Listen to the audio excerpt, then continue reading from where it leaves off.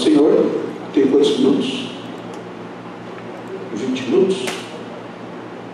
Gostaria de compartilhar a palavra do Senhor com os irmãos, que está registrada no Evangelho de João, capítulo 1. Vamos ler duas sequências de versículos. A primeira sequência de versículos é 6 e 8, e depois, segunda sequência, 19 e 28. Tá? Então, João, Evangelho de João, capítulo 1, versículos 6 e 8, e 19 a 28. Palavra do Senhor. Deixa eu me ajeitar aqui, que nós a leremos. Houve um homem enviado por Deus, cujo nome era João. Este veio como testemunha, para que testificasse a respeito da luz, a fim de todos virem a crer por intermédio dele. Ele não era a luz, mas veio para que testificasse da luz. Versículos 19. Este foi o testemunho de João. Quando os judeus lhe enviaram de Jerusalém sacerdotes e levitas para lhe perguntarem: quem és tu? Ele confessou e não negou. Confessou: eu não sou o Cristo. Então lhe perguntaram: quem és, pois? És tu Elias? Ele disse: não sou. És tu o profeta? Respondeu: não. Disseram-lhe, pois, declara-nos quem és, para que demos resposta àqueles que nos enviaram. Que dizes a respeito de ti mesmo? Então ele respondeu: eu sou a voz do que clama no deserto, endireitai o caminho do Senhor, como disse o profeta Isaías. Ora, os que haviam sido enviados eram de entre os fariseus, e perguntaram-lhe: então, por que batizas, se não és o Cristo, nem Elias, nem o profeta? Respondeu-lhe João: eu batizo com água, mas no meio de vós está quem vós não conheceis, o qual vem após mim, do qual não sou digno de desatar-lhe as correias das sandálias. Estas coisas se passaram em Betânia, do outro lado do Jordão, onde João estava batizando. Vamos baixar nossas frontes, vamos orar? Pai Santo e Eterno, a Tua palavra é muito poderosa, Deus. Ela queima os nossos corações, ela nos aquece espiritualmente, ela incendeia a nossa alma, porque ela é a palavra da verdade. Cremos nisso, Deus. Por isso pedimos que o Senhor, em nome de Jesus, ilumine as nossas mentes e os nossos corações, para que nós possamos expô-la com fidelidade, com dignidade, dentro da Tua vontade, que nenhuma heresia, que nenhuma outra, algo que seja estranho à Sua palavra, seja exposto aqui nessa noite, Deus. Mas que possamos falar dela com confiança, fiéis, firmes no Senhor. Em nome de Jesus que nós oramos. Amém. Queridos, então hoje, além da licenciatura do Silvano, né, é um dia bem especial dentro da cristandade, de maneira geral. Nós estamos no terceiro domingo do Advento, estamos vivendo o período do Advento, e todo o cristianismo, isso não é papo de católico, não, mas todo o cristianismo, né, toda a cristandade no mundo todo está muito feliz, porque o período do Advento, né, a palavra que vem do latim, significa a chegada, e neste caso faz uma referência à chegada de Cristo, né? Nós estamos no período que antecede o Natal. O Natal, que é uma data bastante controversa, as pessoas vão falar que a data é fake, tudo isso, mas não dê muito crédito para isso, porque o que importa é que o Natal é o registro do nascimento do Senhor Jesus, e isso nos alegra. Se você é cristão e não está alegre nesse momento, porque nós estamos nos aproximando do Natal, alguma coisa estranha está com você, né? Porque nós estamos muito felizes por conta disso, né? O primeiro capítulo de João é um dos mais fascinantes de toda a Bíblia. Ele vai falar a respeito do Natal, talvez de maneira diferente de outros evangelhos. Se você ler Mateus, Marcos e Lucas, que são chamados evangelhos sinóticos, você vai ter muitas informações a respeito do Natal. No Evangelho de João, nós vamos ter uma apresentação um pouco mais teológica, um pouco mais filosófica, porque ele fala que, logo no primeiro versículo, ele já dá um nó na cabeça da gente. No princípio era o Verbo estava com Deus, e o Verbo era Deus, estava no princípio com Deus. Todas as coisas foram feitas por intermédio dele, e aí nós temos a presença de Jesus. É uma abordagem diferente de nos apresentar Jesus. E aí nós temos, nesse mesmo capítulo, um momento em que o autor do texto para, né, de fazer referências teológicas e começa, então, a narrativa. E a primeira narrativa que ele vai nos apresentar é essa narrativa de João. É interessante que, no Evangelho de João, João não é chamado de João Batista, né? Não sei se os irmãos perceberam. Em outros evangelhos você tem João Batista, porque Batista era o apelido que ele tinha, na verdade, né? Era o batizador, era aquele que era o submergidor, era aquele que batizava as pessoas na região do Jordão, por isso ele recebe, então, o nome de João Batista, né? E ele, então, é apresentado aqui de uma maneira bastante simples. Ele é apresentado simplesmente como João, né? Ele é apresentado como João. Houve um homem, é isso que o versículo fala, não é? Logo no versículo 6, houve um homem enviado por Deus, cujo nome era João. E aí nós temos a história do João Batista. E é bem interessante porque o Evangelho de Lucas, quando nós lemos outros evangelhos, nós vamos ter algumas informações a mais a respeito dessa figura, que é o João Batista. Ele era parente de Jesus, ele não era primo, era um primo meio afastado, era um primo de terceiro, não sei, né, qual é o grau, né? Mas ele era um parente de Jesus, né? Ele era 6 meses mais velho que Jesus, e ele tinha uma missão, ele tinha uma incumbência. A missão de João Batista era exatamente anteceder o ministério público de Jesus. Essa era a função dele. Isso é bastante curioso, porque à medida que João, que era filho de um sacerdote, o pai dele, Zacarias, ele era um sacerdote que atendia ali no templo. João, que era filho de sacerdote, portanto, ele tinha essa questão da religiosidade no sangue dele, ali na formação dele. Ele poderia, inclusive, suplantar o pai, porque dentro de Israel, naquela época, você, para ser um sacerdote, precisaria ser filho de um, né? No caso, o Silvano está dentro, né? É filho de pastor, né? Tá no esquema, né? Então, era essa que era a tendência da época. E aí, João Batista continua no discurso religioso, mas ele tem um discurso radical, diferente. É interessante porque ele se veste como Elias, ele anda no deserto, ele começa a pregar o arrependimento, ele começa a batizar as pessoas. E o texto bíblico fala, o texto de outros evangelhos fala, que muitas pessoas iam até João para serem batizadas por ele. E ele fazia isso, batizava as pessoas. E a fama dele foi tanta que o presbitério lá de Jerusalém, né, mandou uma comissão para averiguar, mas quem que é esse cara? O que esse cara está fazendo? Quem que ele pensa que é? Que negócio é esse de ficar batizando as pessoas? E muita gente está indo lá, né? A gente precisa averiguar, vamos ver o que está acontecendo, o que está rolando, o que está acontecendo. Então, uma comissão é designada para questionar, né? Questionar ficou estranho, né? Questionar quem era João, quem é você? Essa aqui é a questão, né?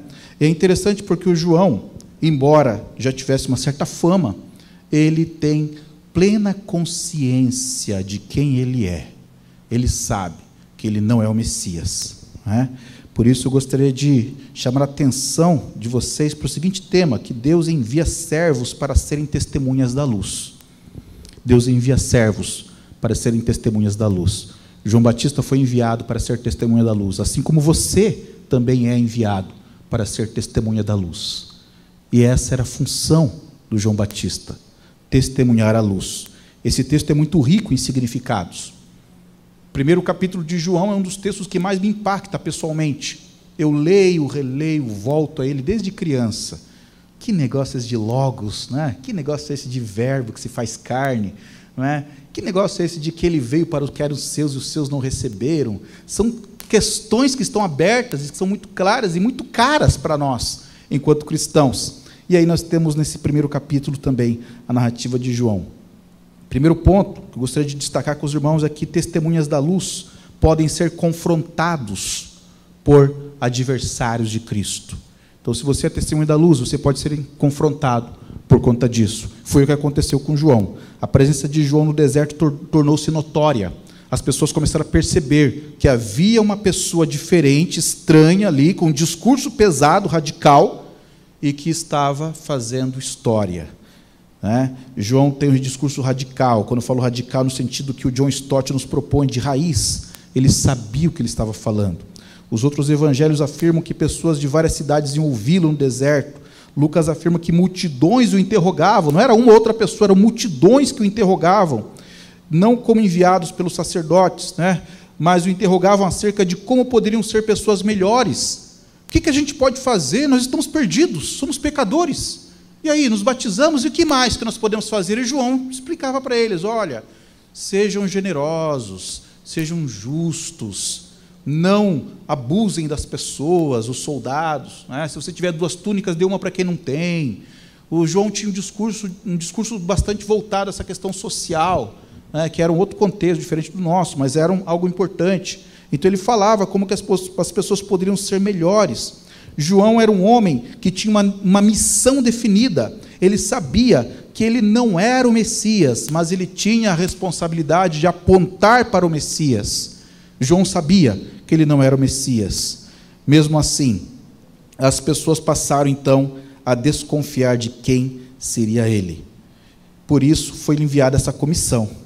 Aqueles homens faziam parte de uma comissão investigadora. O texto bíblico não fala isso, nós estamos interpretando. É uma comissão investigadora. Eles estavam ali investigando, vendo o que estava acontecendo. Fico até imaginando, né?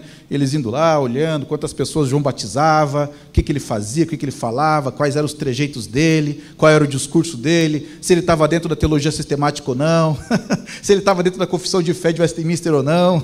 Então era mais ou menos isso, né? Então aquela comissão tinha sido enviada pelo Sinédrio a fim de demonstrar ao povo que João Batista era um falso profeta. A intenção deles era apontar o erro de João Batista. Afinal de contas, não havia possibilidade de você ser religioso se você não passasse pelo crivo da religião oficial dos judeus, que era mantida pelo templo em Jerusalém, templo que ainda estava em construção na época, mas que era suntuoso, enorme, grande. E João Batista não queria nada daquilo. João Batista era um profeta marginal. Ele era um profeta que estava à margem da sociedade. Ele não tinha nada com a estrutura social, política, ideológica, econômica, que tinha status, que lhe garantiria o status, embora ele mesmo fosse filho de sacerdote, ele tivesse o direito de ser alguém do staff, alguém que tivesse status. O evangelista nos dá detalhes da conversa que esses homens, integrantes da comissão, tiveram com João, né? A primeira pergunta que eles fazem é: quem és tu? Quem é você? João, em nenhum momento, traz sobre si uma identidade que não lhe pertence. Nenhum momento.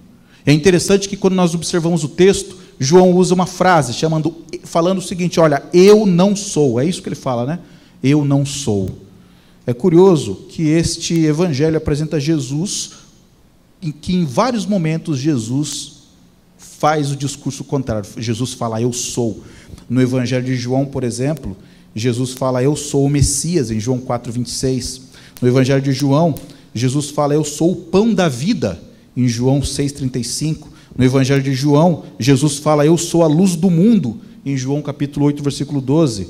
No evangelho de João, Jesus fala: eu sou o bom pastor, João capítulo 10, versículo 11. No evangelho de João, Jesus fala: eu sou o caminho, eu sou a verdade, eu sou a vida, em João capítulo 14, versículo 6. No evangelho de João, Jesus fala: eu sou a videira verdadeira, em João capítulo 15, versículo 1.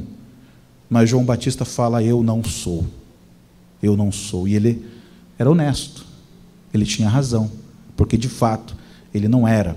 O discurso de Jesus lembrava muito aquele que fora proferido pelo próprio Deus, quando Deus aparece a Moisés lá no deserto, por meio de uma sarça ardente, não é? E aí Deus dá incumbência para Moisés, fala: Moisés, você vai ter que libertar o povo. Ah, mas e aí, como é que vai ser quando eu chegar para o povo? Falar para ele: o Deus dos nossos pais se apresentou a mim e quer que eu os lidere para a libertação do Egito. O Egito era um império, era 10 vezes o que os Estados Unidos é hoje para nós. Era um império enorme, era uma coisa assim estrondosa, né? Como é que eles iam desafiar isso? E então Deus fala para ele, quando eles fizeram essa pergunta, diga para eles o seguinte: eu sou, me enviou a vós. Eu sou, Reié, achar Reié. Eu sou o que sou. Essa é a identidade de Deus. Deus é o eu sou. Jesus tinha essa condição de falar: eu sou tantas coisas. Mas João Batista não. João Batista fala: eu não sou. Como cristãos, nós podemos ser confrontados por aquilo que somos e por aquilo que nós não somos também. quando pela primeira vez chamaram os cristãos de cristãos, estavam chamando-os de pequenos cristos. Para nós é uma honra sermos comparados a Cristo, né? Os inquiridores de João sabiam quem ele era. Os inquiridores de João tinham a ficha completa dele. Sabiam que ele era filho de sacerdote, sabiam que ele tinha, inclusive, o direito de ser sacerdote, não é? Mas é interessante que eles estavam pensando, por que ele está se apresentando de uma forma tão estranha, num lugar estranho, longe do centro político, econômico, social do seu povo, distante da ambição, de status na sociedade.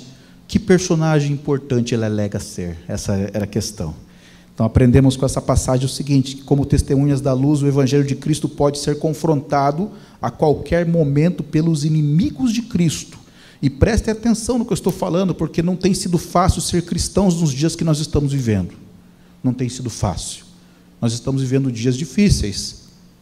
Dias difíceis para ser cristão. Houve um momento em que havia um certo status em ser cristão, hoje não. Ser cristão nos dias de hoje é algo difícil, algo duro, não é? Tanto pelos nossos inquisidores, quanto por aqueles que estão dentro da própria igreja. Os escândalos que a igreja apresenta, não estou falando da igreja local, mas da igreja geral, né? São grandes.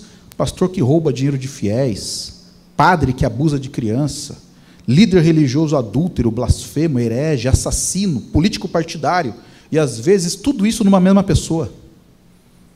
Estamos vivendo dias difíceis. Às vezes, ser cristão nos dá uma ideia, uma conotação negativa.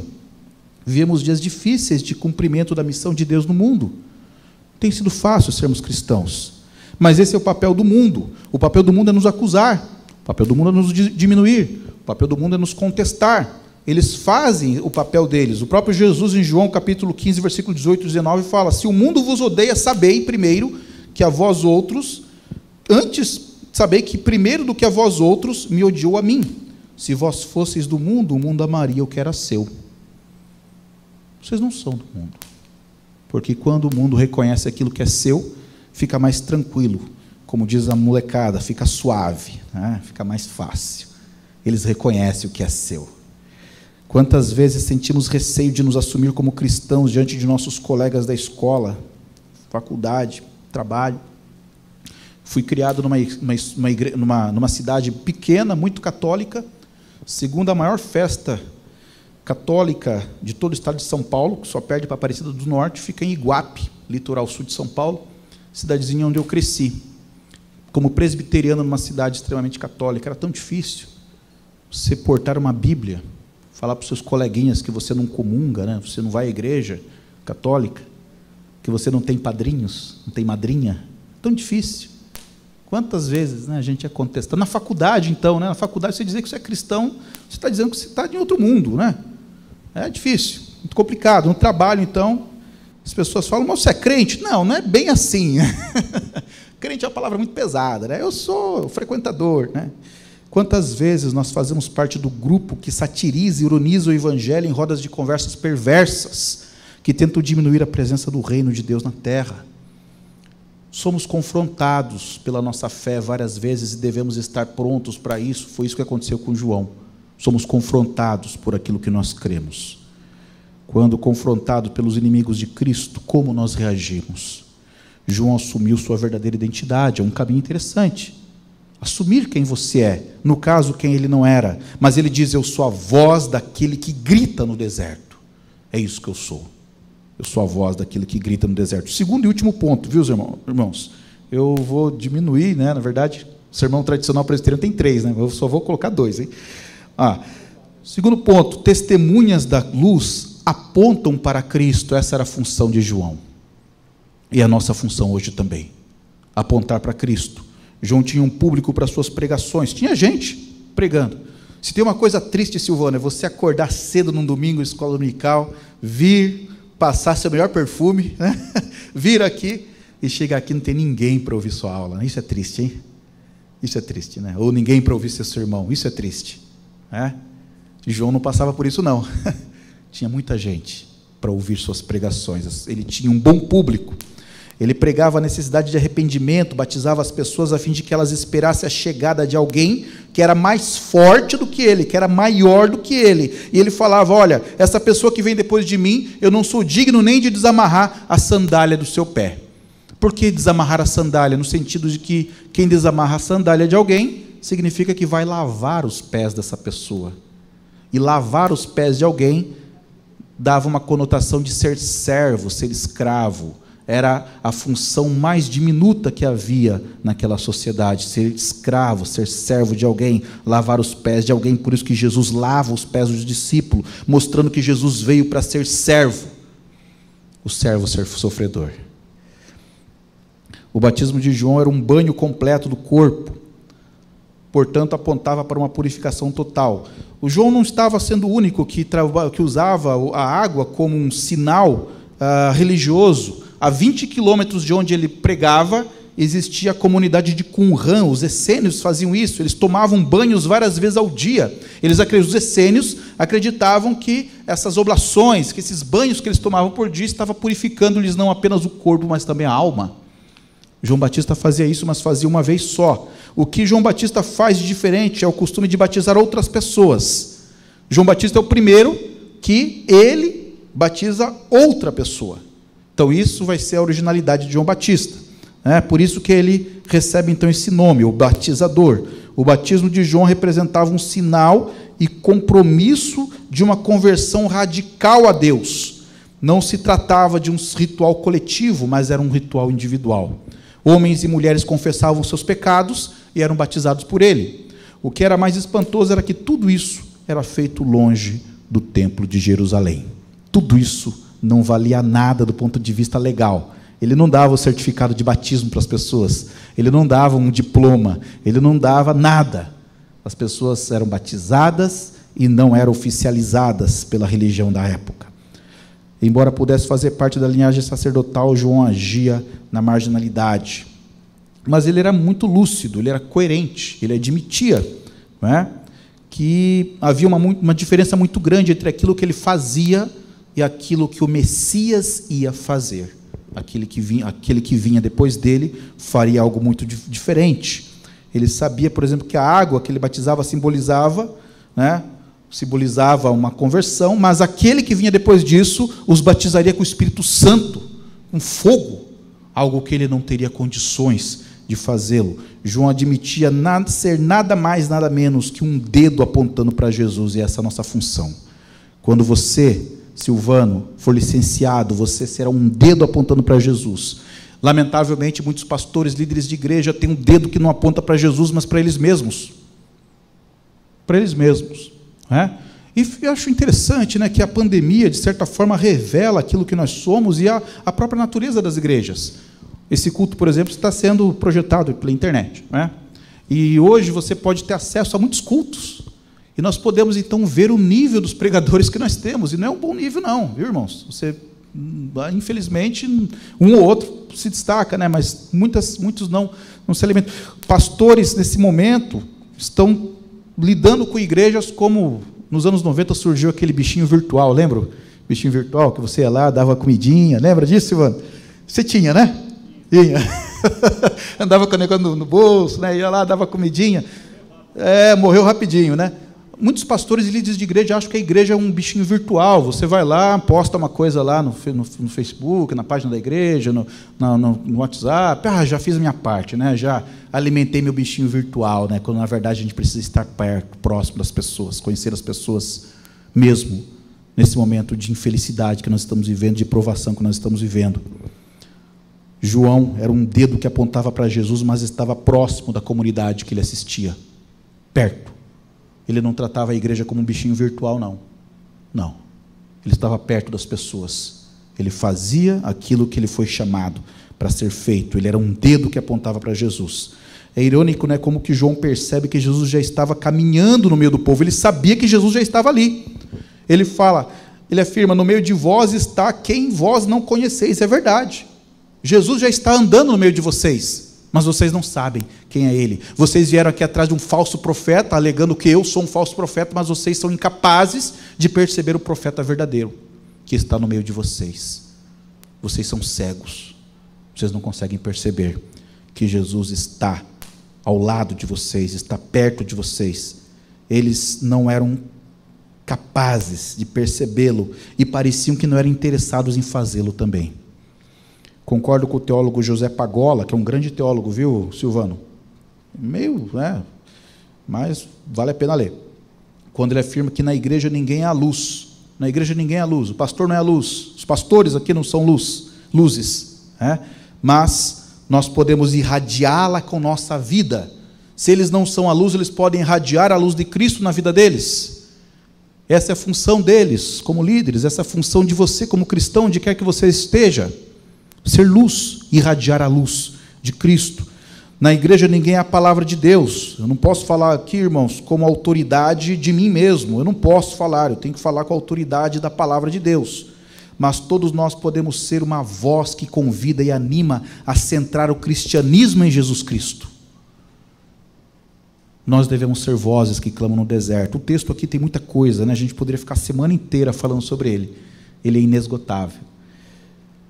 Mas eu gostaria de concluir falando o seguinte, que nossas igrejas, mais do que teólogos, licenciados, ordenandos, que é o que Silvano vai ser a partir de agora, e ordenados, nós precisamos de testemunhas da luz, nós precisamos de testemunhas de Jesus, pessoas que sejam chamadas, enviadas por aquele que criou o universo, e a missão que é dele não pode parar.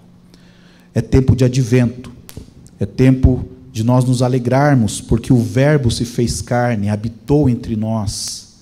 É tempo de nós celebrarmos a parousia. O Rei chegou, Ele reina.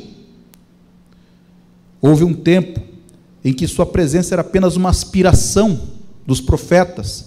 Isaías, cerca de 700 a.C., já dizia que o povo que andava em trevas viu uma grande luz, e aos que viviam na região da sombra da morte, resplandeceu-lhes a luz. Jesus é a luz do mundo, Jesus é a luz de nossas vidas, e é dele que nós devemos testemunhar, é a vida dele em nossas vidas que nós devemos testificar. Somos chamados para isso, não apenas para sermos pregadores. Pregadores vêm e vão, mas a palavra de Deus permanece, ela está plantada em nossos corações, todos os dias somos confrontados por ela, nós temos responsabilidades também. Que Deus possa nos abençoar, abençoar a vida do Silvano, todos os pastores da igreja e aos irmãos, e que essa palavra seja uma palavra verdadeira em nossas vidas. Somos chamados, somos enviados por aquele que nos mandou a luz, Jesus Cristo. Vamos baixar nossas frontes, vamos orar novamente? Pai Santo e Eterno, muito obrigado, Deus, pela sua palavra. Obrigado, Deus, porque o Senhor nos resgatou das trevas onde nós vivíamos e nos coloca no reino da luz. Jesus é a luz, nós testemunhamos a respeito dele, a respeito da diferença que ele faz em nossas vidas. Sabemos como é difícil sermos cristãos em nosso momento que estamos vivendo, de tantas incertezas, de tanta insegurança, dessa crise sanitária que nós vivemos em nosso país e no mundo todo. Clamamos ao Senhor por misericórdia. Clamamos ao Senhor, a Deus, que o Senhor dê sabedoria aos nossos governantes, Deus, discernimento, que o Senhor dê condições para que nós possamos trabalhar, ó Deus, que o Senhor nos livre de todo mal, ó Pai, que o Senhor nos preserve dessa doença maligna, tão ruim, que tem nos cercado, Pai, que o Senhor abençoe a vida do Silvano, dessa comunidade, dessa igreja, que se apresenta diante do Senhor. Que o Senhor abençoe a vida de cada pastor, de cada presbítero que aqui assiste, Deus, dando assistência a essa comunidade, Deus. Te louvamos, Pai, pela vida de cada irmão presente aqui, pelo enraizamento dessa comunidade na Tua palavra, e porque o Senhor hoje chama um servo de maneira especial, Deus. Louvamos o Teu nome por isso, em nome do Senhor Jesus. Amém.